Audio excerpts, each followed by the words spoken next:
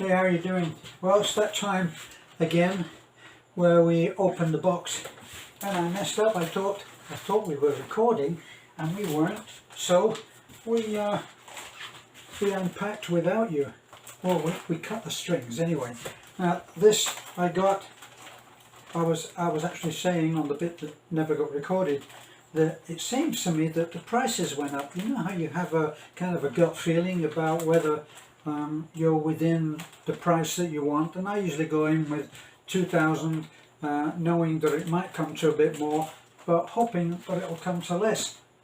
So I got these because if I don't get these and buy them for Nana, I'm sure that we're cultivating the bubonic plague on some of those that she's still using, because I haven't bought these for her, and I need to. So what did I get? Well, the way that it comes out of the box is the way the reverse of when it went in, and that's all down to the young man who does it. So I thought we'd get these. These are kind of like crunchy snacks. And I got, let me see, I got some raisin cookies as well. So I'd try those. And I also thought that I would try these as well. And they are banquillas. They're like little crunchy things. So I got those as well. Now I must have my cheese, so I got the usual cheddar. Still have some left over from the last lot. Now what's this? Probably what I got for the mice. These are the nasties, and it shows you how they are trained. Rat killer. What could sound worse than that? And I finally got some shoe polish, brown shoe polish. And the young man who came up and asked me if I needed help, and he was indeed very, very helpful. Then I got some cranberry juice, which finally they had some in, but this is not pure cranberry juice, so it will only be a little, well, maybe close to as good. And I got Beth's drink. Beth likes to have the Chucky chocolate drink, and so I get that for her. Apples, which I always get. Beth doesn't really go much on apples. She'll have, oh, look what I've got. That's meat. I got some pork. Now the pork's quite expensive. It, let me see, it'll have a price on that. What you do is you go out and you help yourself to the meat, whatever it is, and then they have someone who's really expert, actually, have a young woman, and she knows exactly what the meat is that you get, and she ties it up, puts a price on it. This was 141 pesos, of course. So what was that? That was for $3. Oranges. I got a few oranges because if they're not sweet, Beth won't have them. And I got some honey. Of course, this was the most important thing for Beth. That's for her babies outside who make so much noise.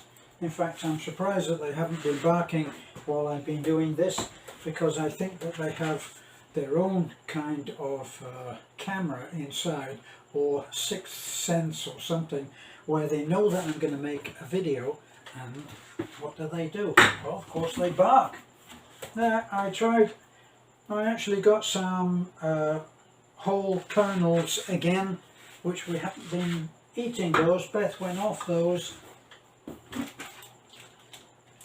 and I got my 4 to a pack tomatoes, which I will have some with onions. And that's our box gone, and that came to 2,250. which because we're not depending on that for our everyday food, is fine. It's got things in there like I did last time when I got some an aerosol for pests, for bugs, and this time I got the, where is it?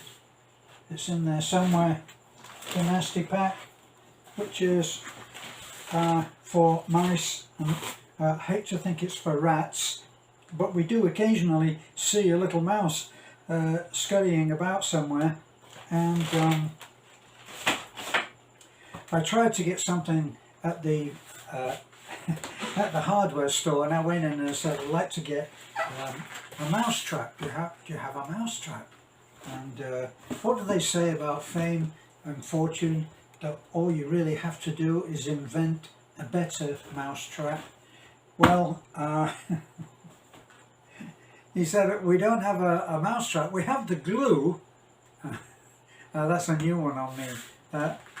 And the glue, I repeat, yes, come this way.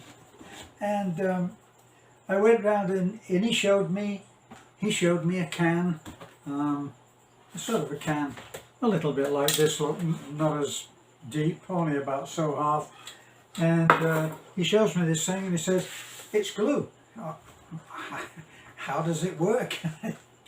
And he says, well, you put it onto a piece of cardboard and anything that goes on that glue will never come off.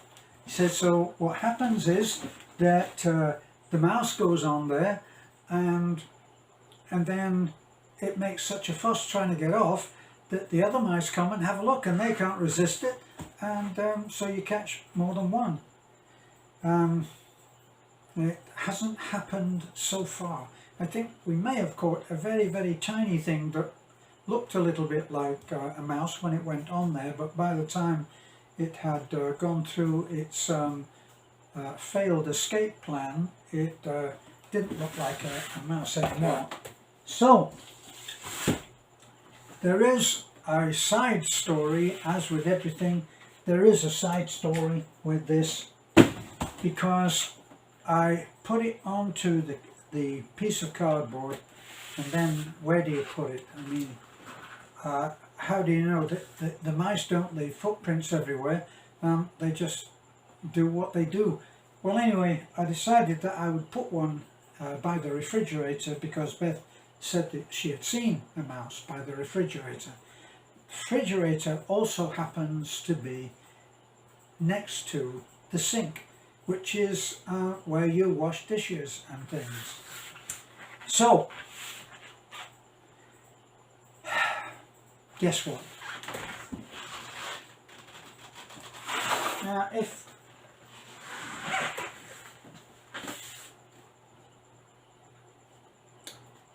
I did as I was told, and then I stood on it, and apparently I will never get that off, and I'm not actually even going to try.